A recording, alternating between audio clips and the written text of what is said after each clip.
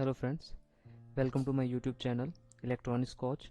So today's video is soldering process in electronics manufacturing. So this video is for those who are beginner in this and they just want to know about the soldering process and electronics manufacturing. So we'll start this topic from the definition of what is soldering. So soldering is a process in which two or more metal items are joined together by melting and flowing a filler metal into the joint, the filler metal having a relatively low melting point than the adjoining metal. So soldering is a process in which we join two materials. Okay, so hence there will be a formation of intermetallic joint. So that intermetallic joint is known as soldering. The next, it is often confused with welding, but the difference between them is in soldering the workpiece is not melted. They are joined using a filler metal, but in welding workpiece is joined by melting. So this is the difference between welding and soldering. In welding we will melt a adjoining material.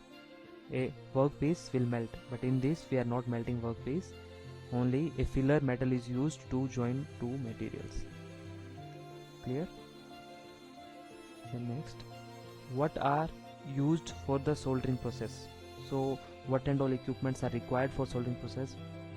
First of all, soldering iron. Soldering iron is what? It is a tool normally used for applying heat to two or more adjoining metal parts such that solder may melt and flow between those parts, binding them securely and conductively. So our solder joint should be conductive and it will bind two metals. So for binding that two materials we need a soldering iron, that is a tool which will get heat and it is used to melt the filler material. The filler material is what? Soldering. Then next is, for electronic circuit we use a 25 to 40 watt soldering iron. So this is the requirement, like generally we'll get 25 to 40 watt soldering iron in market. There are many manufacturers are available for soldering iron. Then next is solder. Solder is also very important. What is solder? Solder has a lower melting point than the metal that are being connected to. So obviously if that filler should be having a low melting point, then only it will melt without affecting two materials, right? The solder melt when it is heated by soldering iron, but the metals being joined will not melt. Yeah, that is our requirement. That is what that that unique thing about soldering. So in that soldering only filler material will melt, that is solder, and those two material, those won't melt. Okay, so there are two type of solders. One is ROHS and one is non-ROHS. This is additional to this. So ROHS is restriction of hazardous substances. So ROHS melting point is high as compared to non-ROHS. And non-ROHS, what is non-ROHS? Non-ROHS, known restrictions of hazardous substances. So in non-ROHS there will be a lead content, but nowadays industries are following only ROHS solder. They are using ROHS solder more. Then flux. Why flux is required? Flux is used in soldering to remove oxidize from the contacts of the part to be soldered together.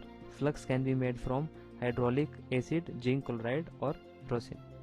So what is the use of solder? So solder will remove oxides, so that solder joint will be good. It will remove the oxidation process. Okay, soldering process. Now we'll see how is the soldering process. Following are the steps for soldering an electronic component to a printed circuit board. In this image you can see we have one soldering wire and we have one soldering iron. Prepare these materials. So to start soldering we should have these materials: soldering iron, solder, flux, long nose pliers, printed circuit boards, PCB, and electronics component. Okay, so electronics component like resistor, diode, chips, LEDs, like that. First of all, the first step is plug and preheat the soldering iron. We have to preheat the soldering iron prior to soldering. Take an electronic component like resistor or diode and bend its leg using a long nose plier for a nice fitting position on the holes of the PCBA. So this process is known as clinching. So we have to do clinching of the components like resistor, diodes, or many other components, ICs. So for that we have to clinch the legs of the component so that it can properly insert it in the PCB hole. Then insert the leg of component to the holes of the non-copper side of PCB and position it nearly. The copper side is where the soldering will happen. So as shown in the image, we have to insert the component opposite side of the copper. Okay, so other side should be the copper so that the leads can get soldered to the copper as shown in the image. So we have to insert from the non-copper side. If we'll insert from non-copper side, then only we can solder it to the copper side, as legs will come out from the other direction. Then take the preheated soldering iron, flux and solder. Position the PCB wherein we would face its copper side and the legs of components. Heat up the area to be soldered by gently touching the tip of the iron to the copper surface.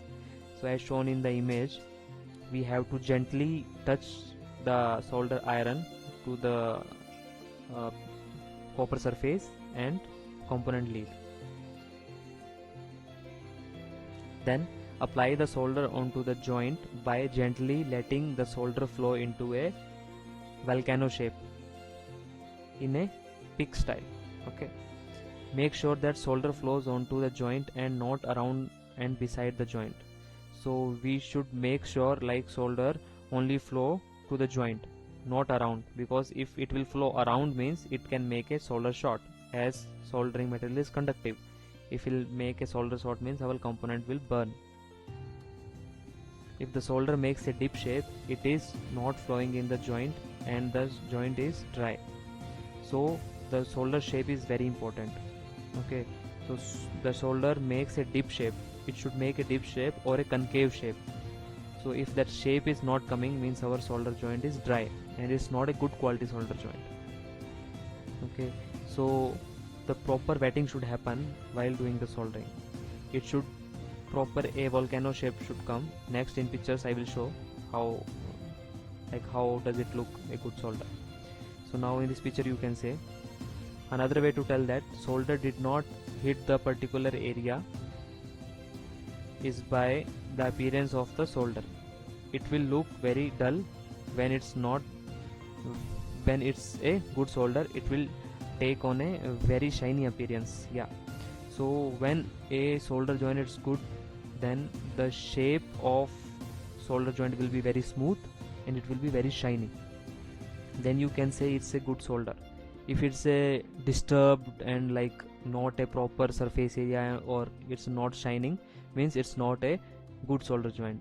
It is a dry solder joint, or it's not that much good, or it will it will not give a good strength to the component and to the PCBA. So it's a brittle, or when application while doing when PCB is being used in an application, so at that time this solder may create a problem.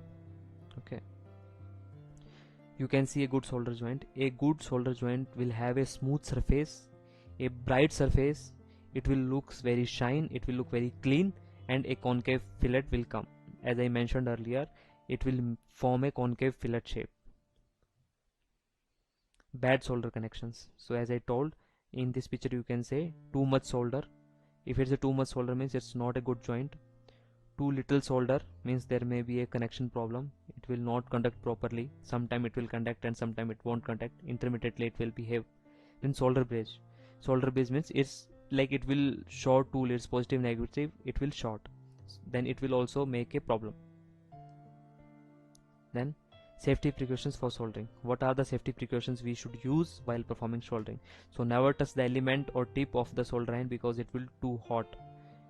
Okay, the temperature of solder bit will be nearly 300 degrees Celsius or more than 300 degrees Celsius, so it may hurt your skin. Always return the solder iron to its stand when not in use. So we should not keep on the bench or on the table or like, so we should keep the solder iron in the stand so that it won't hurt. Sometimes if we'll keep here and there, so like that accident may happen and we can burn ourselves. So that precaution we should take care. Safety is very must while performing soldering process, and we should also wear gloves and specs also we should wear safety glass when soldering. Yeah, so safety glass is very important.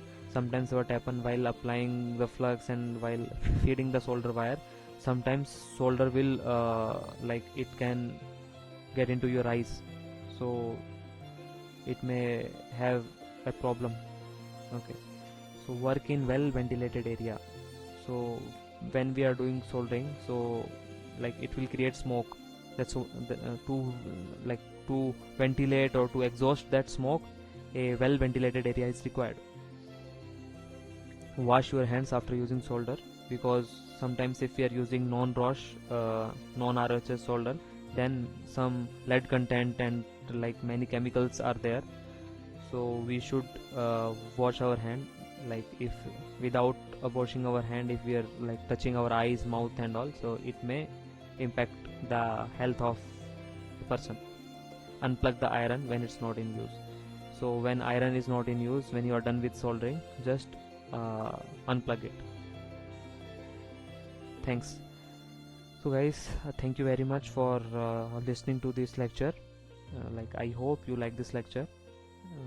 If you want more informations or more lectures, you can comment and I will bring those topics in front of you.